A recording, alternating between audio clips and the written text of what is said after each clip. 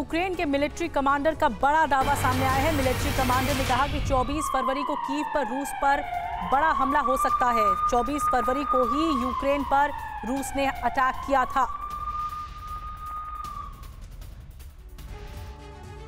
Zelensky ने Putin पर तंज कसते हुए कहा कि सच्चा आदमी अपनी लड़ाई खुद लड़ता है। ज़ेलेंस्की ने फ्रांस के राष्ट्रपति मैक्रो का नाम लेते हुए कहा कि पुतिन दूसरों के जरिए अपनी बात मुझ तक पहुंचाते हैं। ज़ेलेंस्की ने उदाहरण देते हुए कहा कि यदि कोई व्यक्ति जो वास्तविक है या उसमें दम है और मुझे मारना चाहता है तो उसे खुद ये जाहिर करना चाहिए, न कि बीच के लोगों के जरिए ये बात कहलाए। उन्होंने आगे कहा कि पुतिन की ये आखिरी समिट होगी। गौरतलब है कि पुतिन बेलारूस के राष्ट्रपति लुकाशेंको से मुलाकात करने जा रहे हैं। उधर यूक्रेन के मिलिट्री कमांडर आंद्री कोवालचुक ने एक टीवी चैनल को दिए इंटरव्यू में कहा, रूस 24 फरवरी के आसपास यूक्रेन के उत्तर, पूर्व और दक्षिण में भीषण अटैक कर सकता है। इसी दिन रूस ने यूक्रेन पर पहला हमला किया था। आंद्री ने चेतावनी दी है कि ये लड़ाई बहुत भीषण हो सकती है। उन्होंने पश्चिमी देशों से यूक्रेन की घातक हथियारों से मदद की अपील की है। मिलिट्री कमांडर ने कहा कि यूक्रेनी सेना रूस के हर हमले का जवाब देने के लिए तैयार है। रूस की योजना का करारा जवाब देने के लिए उन्होंने रणनीति बना ली है।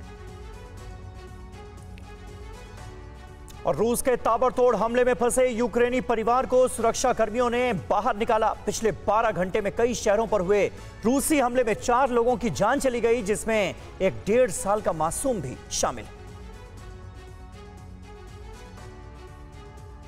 ये नजारा रूस के हमले में धराशायी हुई बिल्डिंग के मलबे से निकलते हुए परिवार का है।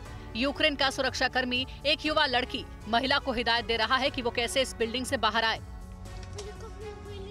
निप्रोपेट्रोवस्क में रूसी मिसाइलों ने जमकर तबाही मचाई थी, जिसमें 1.5 साल के एक बच्चे की मौत हो गई थी। इस हमले में कुल 4 लोगों की मौत हो गई थी, 13 घायल हुए थे। शहर के गवर्नर के अनुसार रात भर रूस ने भीषण हमले किए, जिसकी वजह से पावर लाइंस और मकान ध्वस्त हो गए। सेंट्रल, ईस्टर्न और साउदर्न यूक्रेन में सबसे ज्यादा नुकसान हुआ। राजधानी कीव में भी इसे 24 फरवरी के बाद सबसे बड़ा हमला बताया जा रहा है। प्रशासन के मुताबिक कीव पर 40 मिसाइलें दागी गई, जिनमें सभी को एयर डिफेंस सिस्टम के जरिए विफल कर दिया गया। इधर खेरसोन में भी रूसी हमले में एक 70 साल की बुजुर्ग महिला और 36 साल के पुरुष की मौत हो गई। खेरसोन वो इलाका है जिसे यूक्रेन ने रूस से पिछले महीने छुड़ा लिया था। ये रूस के लिए काफी बड़ा झटका था। समझा जा रहा है कि इसी हार से बौखलाए रूस ने ये ताबड़तोड़ अटैक किए हैं। और ईरान में हिजाब के खिलाफ प्रदर्शन लगातार हो रहा है और गलत जानकारी शेयर करने के आरोप में अब यहां ऑस्कर विनर एक्ट्रेस को गिरफ्तार कर लिया गया। हिजाब के खिलाफ अमेरिका में भी प्रदर्शन हो रहे हैं। हिजाब के खिलाफ तूफान ईरान में मचा है, लेकिन इसकी धमक दुनिया के दूसरे हिस्सों में भी नजर आ रही है।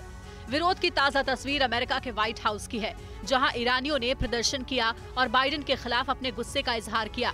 विरोध का ताजा सिलसिला ईरान में हिजाब के विरोध में एक 23 साल के लड़के को सरेआम फांसी दिए जाने के बाद शुरू हुआ है। 12 दिसंबर को हिजाब के विरोध में 23 साल के एक युवक पर 2 ईरानी पुलिस ऑफिसर की हत्या करने और 4 पुलिसकर्मियों को जख्मी करने का आरोप लगा था। इस बीच ईरान सरकार हिजाब के विरोध में शामिल लोगों के खिलाफ एक्शन ले रही है। ईरान सरकार ने ऑस्कर विजेता फिल्म एक्ट्रेस तारानेह को गिरफ्तार कर लिया है। तारानेह पर देश में हो रहे प्रदर्शनों के बारे में झूठ फैलाने का आरोप लगा है। ऑस्कर विजेता फिल्म द सेल्समैन की कलाकार तारानेह ने हिजाब से जुड़ी पोस्ट इंस्टाग्राम पर डाली थी, जिसके बाद उन्हें गिरफ्तार कर लिया गया। ईरान में हिजाब के खिलाफ मुहिम महसा अमीनी की मौत के बाद शुरू हुआ था। महसा अमीनी की हिरासत में हुई मौत के बाद ईरान सहित दुनिया के अलग अलग देश में जोरदार प्रदर्शन हुआ था, जो आज भी जारी है। इस प्रदर्शन में 400 से ज्यादा लोगों की मौत हो चुकी है।